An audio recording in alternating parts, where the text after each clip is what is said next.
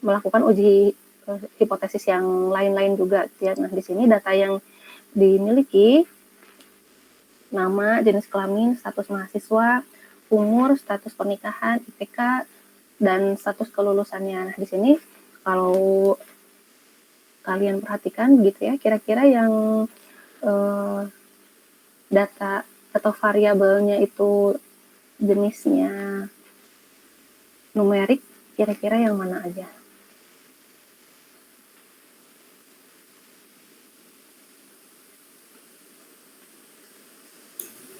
Umur dan IPK Bu. Ya, umur dan IPK-nya kurang lebih seperti itu. Nah, ini saya tutup kan ya. Nah, ini coba saya buka. Nah, kurang lebih begitu ya. Nah, yang lain mungkin kategorik ya. Yang lain kategorik. Nah, untuk umur dan IPK dia numerik. Dan di sini jenisnya continue gitu ya. Jadi biasanya data-data yang continue seperti ini yang diuji dulu normalitasnya bagaimana begitu ya. Karena untuk uji rataan khususnya seperti yang tadi itu kan ada yang mensyaratkan dia sudah berdistribusi normal populasinya gitu ya. Jadi kalau misalnya kalian mau memilih uji yang ada di pertemuan hari ini itu uji rataan, berarti paling tidak variabel yang kalian gunakan itu harus diperiksa dulu normalitasnya gitu ya. Normalitasnya bagaimana. Nah, untuk yang proporsi kan coba dilihat lagi gitu ya. Tidak khususnya yang datanya kecil gitu ya. Yang pakai binomial itu kan tidak perlu uji normalitas gitu ya. Nah, tapi secara khusus sih seharusnya gitu ya dilakukan uji normalitas. Nah, saat ini saya masih berusaha buat lembar kurang lebih mungkin seperti bantuan untuk praktiknya bagaimana gitu ya. Kalau misalnya kalian harus menggunakan Google Colab gitu. Nah, saya kurang tahu juga saat ini untuk tugas besar kira-kira yang sudah digunakan alat bantunya apa saja gitu ya untuk mengolahnya. Ada yang mau berdiskusi gitu kira-kira gimana? Dari kelompok mana gitu sudah pakai alat bantu apa? Bisa dijelaskan dulu gitu. Kelompok 1 deh, Raihan, time-nya gimana? Alat bantu yang gimana Bu tadi? Buat untuk mengerjakan tugas 1 yang kemarin, kan kemarin diminta untuk visualisasi data, lalu menghitung ukuran sampel yang cukup ya. Jadi kan kalian punya populasi, misalnya data kalian itu populasinya. Nah, kalian kan diminta untuk melakukan sampling gitu ya. Jadi kalian memilih teknik samplingnya seperti apa dan dengan ukuran sampel yang sudah ditentukan. Nah, dengan rumus Lovin itu. Nah, N-nya berapa gitu ya, dihitungnya pakai apa. Lalu mungkin bisa diceritakan kalau sudah sampling, teknik samplingnya bagaimana, lalu visualisasi datanya menggunakan alat bantu apa gitu. Kalau dari kelompok saya sih Bu kemarin masih salah Bu datanya, soalnya N besarnya itu masih kecil Bu. Jadi berapa? masih 39 Bu kemarin. Oke. Kelompok dengan Rifki. Kelompok sama Rizky ya? Iya, Rizky Bu. bukan? Iya. Oke. Tapi untuk visualisasi datanya saya pakai Google Colab Bu. Pakai Google Colab ya. Bahasa pemrogramannya pakai apa? Pakai Python. Iya Bu. Oke ya. Nah, saya juga berencana untuk apa namanya? Ya paling tidak untuk uji normalitas gitu ya. Saya lagi bikin gitu. Kira-kira supaya bisa langsung membaca data Kaggle kalian tuh kira-kira gimana gitu. Nah, mudah-mudahan besok atau hari Senin sudah bisa rilis gitu ya. Kira-kira tahapan-tahapan yang harus dilakukannya bagaimana. Namun yang paling utama selain dari alat bantu statistiknya gitu ya. Nah, di sini kalian diminta mencari rumusan masalah dulu. Nah, dari data yang ada ini gitu ya, kira-kira yang mau kalian yang mau dicari kesimpulannya gitu ya dari populasi itu kira-kira apa gitu kan. Nah, misalnya contoh di sini saya memberikan beberapa variabel data gitu ya. Ada 7 di sini. Nah, di sini salah satu perumusan masalahnya, kemarin kan ada yang nanya juga ya, sebetulnya yang diharapkan dari tugas besar ini apa gitu. Sebetulnya harapan saya dari setiap pertemuan ini ada satu uji hipotesis yang bisa dilakukan di data masing-masing gitu ya.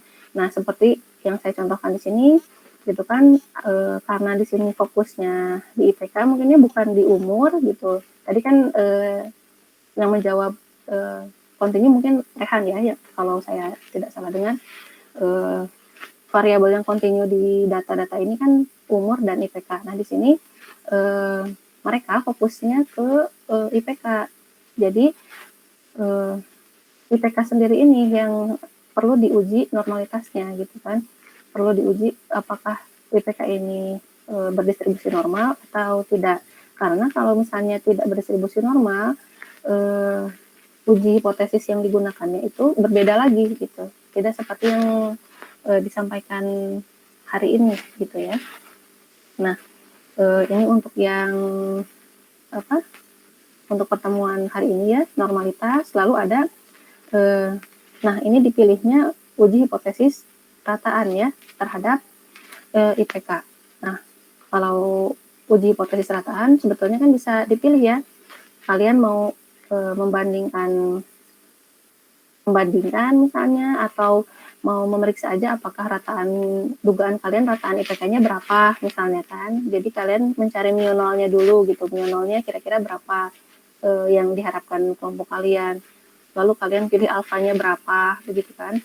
Nah, lalu dipilih uji hipotesisnya, maunya yang lebih dari mu nol atau kurang dari mu nol atau yang tidak sama dengan mu nol. Nah, itu balik lagi ke pilihan dari kelompoknya ya bagaimana. Namun yang paling utama pada saat hipotesis yang akan diujinya itu rataan gitu ya, di sini berarti variabel yang akan diujikan itu harus dicek juga normalitasnya gitu. Nah, kalau misalnya kalian sudah bisa mencari sendiri bagaimana melakukan uji normalitasnya, kan ada Kolmogorov-Smirnov atau Shapiro-Wilk begitu ya. Nah, kalian bisa lanjut gitu ya menggunakan Google Colab, pakai bahasa pemrogramannya Python gitu. Karena kalau misalnya kalian sudah paham bahasa pemrogramannya, harusnya sih lebih mudah gitu ya dibanding harus tahu dari awal gitu. Nah, makanya saya berusaha memfasilitasi kalau misalnya ada yang belum bisa begitu ya. Meskipun saya menyarankan sebelum saya membantu ya sudah mencari terlebih dahulu gitu ya. Nah, di sini berarti kan untuk uji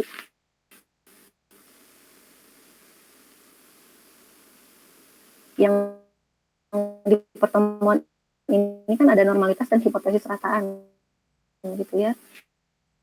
Lalu yang uji T-square ini untuk berikutnya lagi di sini ada ANOVA ya. Nah, ANOVA itu sebetulnya uji T juga, tapi uji T-nya untuk dua tingkat gitu ya. ANOVA itu ada satu kategori. Jadi kalau T itu kan hanya data variabel kontinu aja. Nah, kalau ANOVA ini sudah ada dua variabel yang digunakan gitu ya. Yang satu kategori, satu numerik gitu ya. Nah, kalau yang korelasi regresi ini, regresi yang saya tahu harus numerik dua-duanya gitu ya. Jadi misalnya dia kan mau memprediksi model, misalnya di sini kan korelasi dan regresi terhadap IPK. Bisa jadi misalnya apakah ada hubungan gitu ya, ada kontribusi nggak nih misalnya dari usia terhadap IPK-nya gitu kan. Berarti variabel bebasnya si usia gitu. Nah, variabel prediktornya yang dependennya itu si IPK-nya gitu. Nah, ini kan memang harus dikerjakan satu-satu kalau misalnya saya sudah menjelaskan di pertemuan tersebut gitu. Nah, secara khusus sih untuk yang pertemuan ini mungkin seperti di nomor 1 dan nomor 2, kurang lebih contoh rumusan masalahnya. Lalu hipotesisnya ya tergantung dari kalian maunya yang bagaimana gitu ya. Gitu. Kalau rumusan masalah dengan tujuan sih harusnya sejalan ya. Jadi tujuan itu menjawab rumusan masalah gitu ya, kurang lebih kayak gitu. Kira-kira sudah terbayang untuk minggu depan harus mengerjakan apa di kelompoknya masing-masing?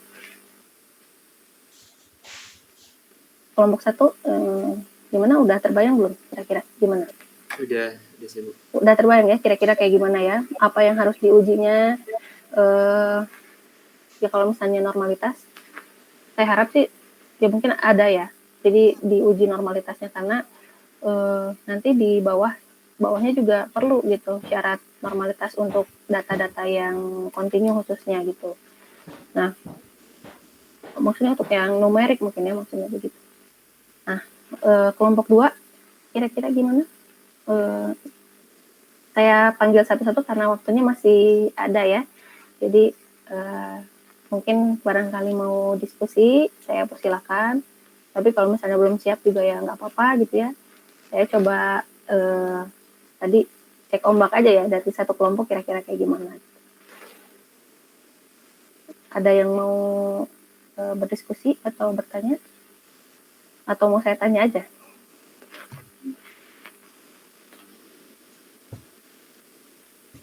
Khususnya untuk tugas yang kedua dulu ya. Itu. Apakah datanya sudah cukup?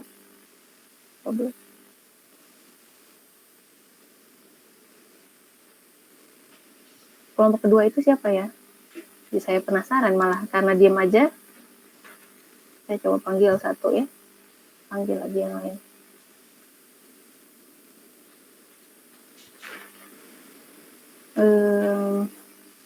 Raffi ya, kelompok 2.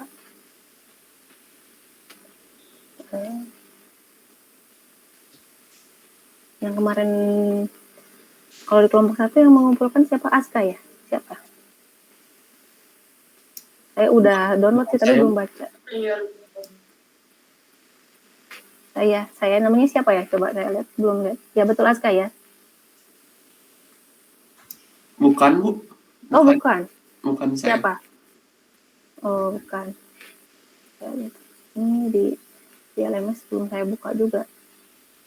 Gimana Raffi kira-kira? Sudah terbayang Insya untuk? Allah sudah paham Bu. Oke, siap ya. Kelompok 3. Kelompok 3 Avicenna ya? Iya Bu. Udah terbayang juga kira-kira gimana? Sudah Bu. Oke ya, aman ya. Saya belum periksa tugas satunya juga sih, jadi mungkin kalau misalnya ada yang kurang sesuai atau bagaimana mungkin saya hubungi juga gitu ya. Jadi kalau misalnya sudah paham, udah oke deh, bagus ya. Kelompok 4. Kelompok 4. Apa Fatih ya? Saya panggil ketua-ketuanya dulu deh. Fatih, gimana Fatih? Sudah lumayan paham Bu. Sekalian nanya Bu, jadi untuk data variabel yang numerik dan satunya lagi itu harus dua-duanya harus ada Bu. Maksudnya harus lebih dari satu masing-masing. Sebetulnya nah mungkin kendalanya ini ya, karena kita sekarang masih belum tahu mau menguji hipotesis sejauh apa gitu. Jadi yang saya harapkan sih variabel yang disediakan oleh kalian gitu ya di data kalian itu cukup banyak gitu. Jadi bisa dipilih kira-kira yang mana yang sesuai gitu. Jadi kalau misalnya ya kemarin sih saya memang nggak trik ya bilang harus dikegel gitu ya, nggak seperti itu gitu. Jadi masih ada juga mahasiswa yang pakai data dari BPS. Nah, kesulitannya dari BPS itu karena data-datanya relatif kecil gitu ya. Jadi kalau kalian mau melakukan teknik sampling itu agak sulit karena sebetulnya datanya juga udah sedikit gitu. Padahal teknik sampling itu kan mau mengambil data supaya memudahkan gitu ya. Tapi kalau pada kenyataannya sudah sedikit ya bisa jadi kan tidak perlu juga teknik sampling gitu. Padahal sebetulnya ada penilaian tentang teknik sampling dan cara mencari ukuran sampelnya sendiri begitu. Kurang lebih begitu sih. Nah, mungkin untuk tugas 2 ini yang saya lihat sih bisa jadi continuous saja sudah cukup gitu ya. Satu variabel misalnya tentang apa gitu kan, seperti tadi yang diberikan di soal kan, yang rusak itu juga kan 15 gitu ya. Udah cukup untuk yang bahas tentang tadi rusak itu tentang apa ya, saya lupa. Mu D kalau nggak salah ya. Jadi rataan dari kadar androgen pada darah rusa gitu ya, dia juga ambilnya hanya 15 gitu. Nah, masalahnya kita butuh asumsi normal. Nah, asumsi normal ini biasanya macam-macam nih, banyak buku yang punya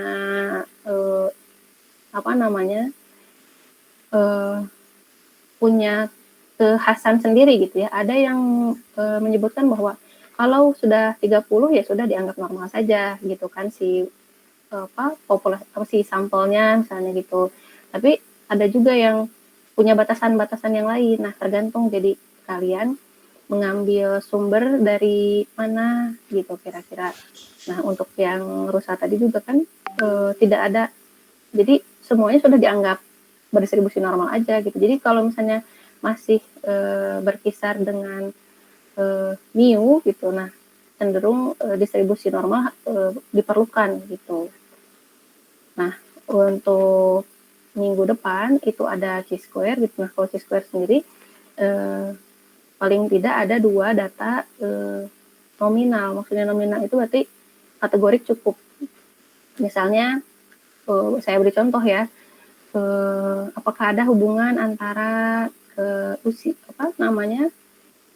waktu tidur seseorang terhadap gendernya gitu. Misalnya waktu tidurnya dibagi menjadi 2 kategori. Ada kategori misalnya tidur yang kurang dari jam 10 dan tidur yang lebih dari jam 10. Lalu kan gender itu ada laki-laki dan perempuan. Berarti kan data kategori kan dua-duanya gitu. Kalau diberi kode misalnya 1212 gitu kan ya. Nah, untuk di chi-square kurang lebih seperti itu. Jadi melihat adanya hubungan gitu ya, atau istilahnya juga independency test gitu ya. Jadi sebetulnya sih ujinya itu uji kebebasan, tapi dari uji kebebasan ini kita bisa tahu bahwa ketika hipotesis nolnya atau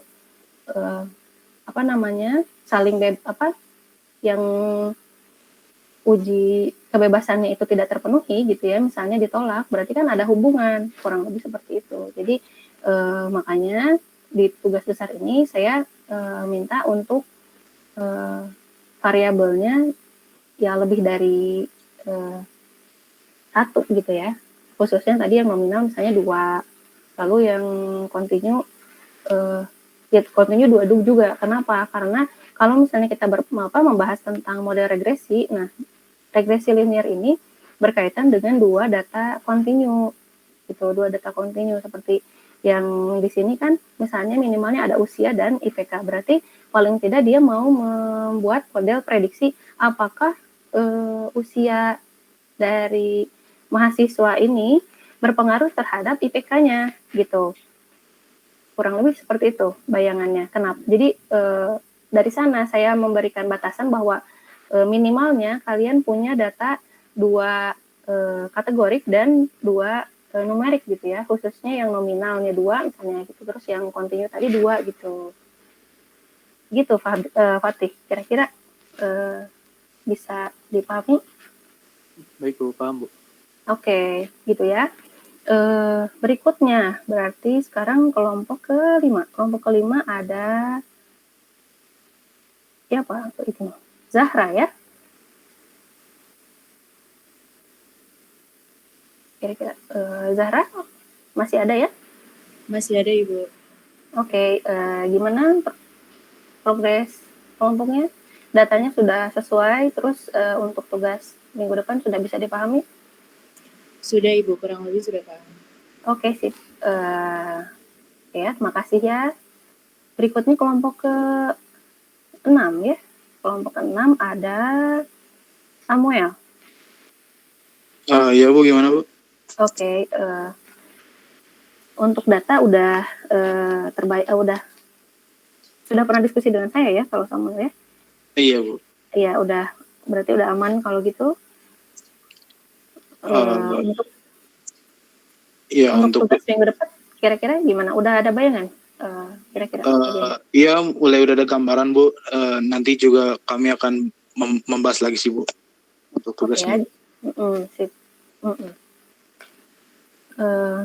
Baik, terima kasih Samuel. Berikutnya Samuel, lalu siapa di sini? Nabil ya, kelompok 7. Gimana Nabil? Oke. Oke ya. Nabil, lalu yang terakhir Sarah ya. Iya Ibu, Udah terbayang juga. sejauh ini udah terbayang sih Bu, namun mungkin nanti ketika mengerjakan ada kendala, mungkin saya akan bertanya secara personal ke Ibu. Oke. Boleh ya, jadi kalau misalnya ada pertanyaan yang sekiranya bisa ditanyakan langsung di grup gitu ya, supaya teman-teman yang lain juga terbantu.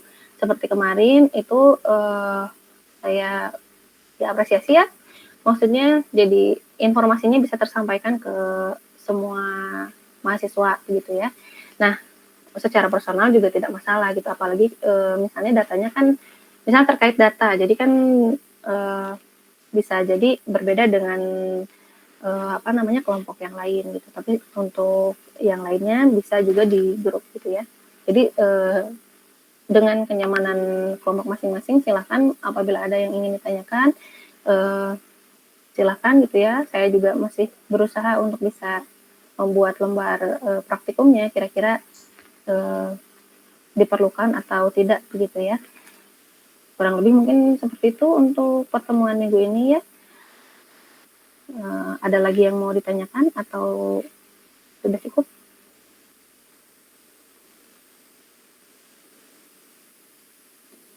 Maaf Bu, Ya. uji normalitas tadi bisa pakai apa Bu tadi? Ada Kolmogorov-Smirnov, ada Sapirowicz. Sebetulnya uji normalitas itu banyak tergantung dari data yang kita pakai gitu ya. Nah, makanya jadi mulai disesuaikan kira-kira uji hipotesisnya mau apa, lalu datanya itu termasuk ke data apa gitu ya. Nah, nanti bisa disesuaikan. Di sini ada Kolmogorov-Smirnov, ada Sapiro-Wheel, terus ada Jacques-Weber gitu ya. Nah, itu tergantung dari data yang digunakan ini data apa. Yang saya tahu Jacques-Weber itu untuk yang nominal gitu ya. Nah, kalau yang kontinu biasanya Kolmogorov-Smirnov atau Sapiro-Wheel itu. Tapi coba saya juga harus baca lagi ya. Oh iya. Nah, jenis teknik analisis data. Oke. Mungkin nanti saya coba berikan artikel atau apa gitu ya yang bisa dibaca terkait uji normalitas gitu ya.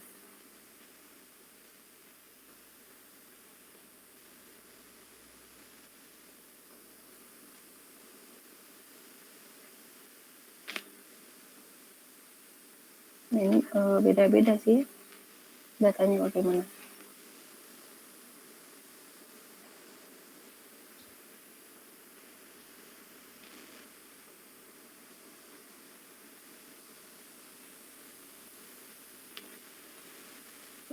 Biasanya sih tergantung dari yang diujinya. Ada untuk sampel kecil, ada juga untuk sampel besar gitu.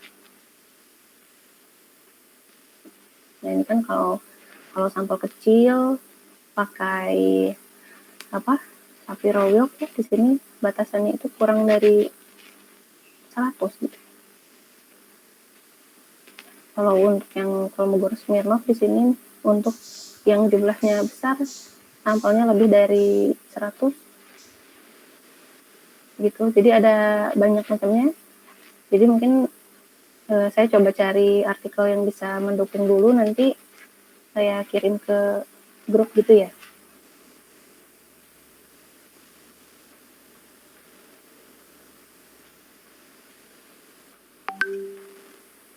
Oke, mungkin sudah cukup ya.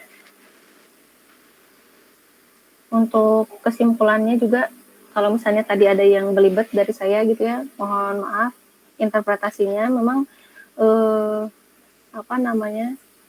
butuh dipahami kembali ya, kira-kira interpretasi dari kesimpulannya bagaimana. Tidak hanya tentang H0-nya diterima atau ditolak gitu, tapi pada akhirnya kan yang lebih bermakna adalah interpretasinya apa. Jadi mungkin kalau mau diskusi juga terkait interpretasinya akhirnya bagaimana, boleh juga gitu ya. Jadi saya juga ikut belajar gitu. Oke. Kalau misalnya tidak ada yang bertanya lagi, kalau tidak ada yang bertanya lagi, akan saya akhiri gitu ya ini pertemuan hari ini. Oke, udah bisa dipahami ya. Oke, diwakili oleh, ada lagi yang mau bertanya?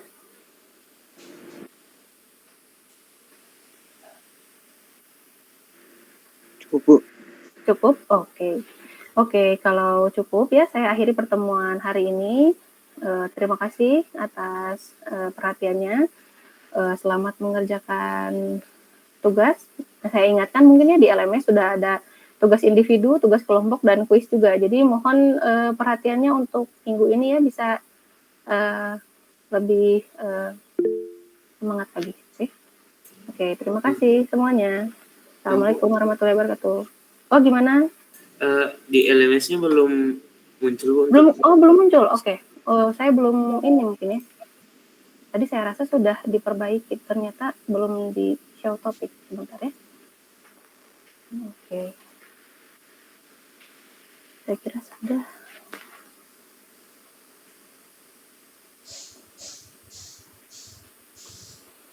Nah, oke, belum ya ternyata. Nah, sudah muncul Rehan.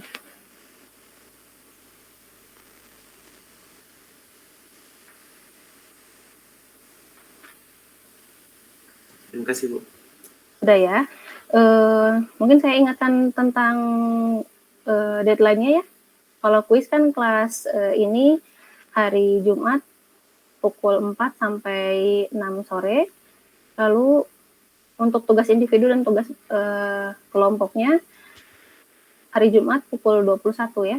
Jadi kalau bisa bisa dimanfaatkan waktunya untuk mengerjakan yang individu dulu gitu, atau bagaimana kira-kira supaya tidak ada yang terlambat gitu ya. Oke.